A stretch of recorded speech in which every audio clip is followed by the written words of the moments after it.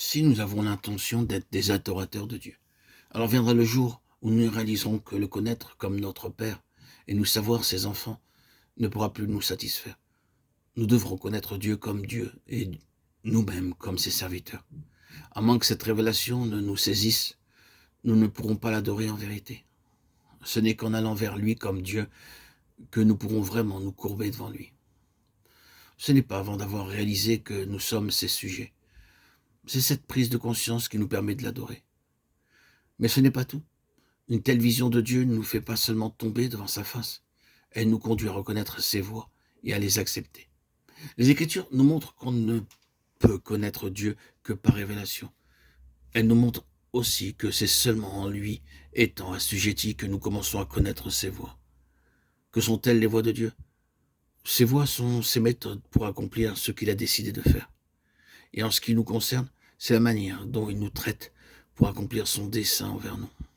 Ses voies sont plus élevées que nos voies et ne laissent aucune place à notre choix.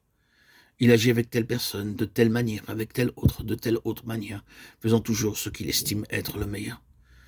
Ses voies sont la méthode qu'il adopte pour accomplir lui-même, pour son bon plaisir, ce qu'il a désiré. L'homme est incapable d'accepter les voies de Dieu, tant que Dieu ne lui a pas été dévoilé. C'est là un fait qu'on peut observer chez bien des personnes. L'homme naturel revient toujours avec cette question. Pourquoi Dieu a-t-il aimé Jacob et n'a-t-il pas aimé Ésaü? Nous avons facilement du ressentiment à l'égard de Jacob et nous essayons de défendre Ésaü. Nous pensons qu'Ésaü fut un homme bien et que Jacob était mauvais, très mauvais, un supplanteur, un trompeur. Cependant, Dieu déclare « J'ai aimé Jacob et j'ai haï Ésaü ». Et nous continuons à demander « Mais pourquoi? Pourquoi ?» Cette question prouve que nous n'avons pas vu Dieu. Ceux qui l'ont vu ne posent plus ces questions, ils disent simplement « Dieu est Dieu ». Dieu fait ce qu'il fait parce qu'il est ce qu'il est. Personne n'est qualifié pour lui dire comment il doit agir, qui a été son conseiller. Les voies de Dieu sont l'expression de son choix. Elles sont la manifestation de son désir. Ce qu'il a résolu de faire, il le fait de manière à atteindre son but. Ainsi donc, ses œuvres providentielles varient selon le dessein qu'il a en vue pour chaque vie particulière.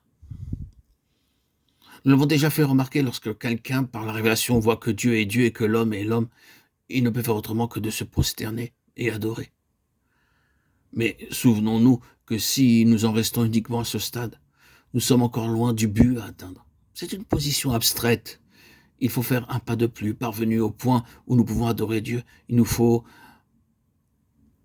aller plus loin et aussi adorer ses voies.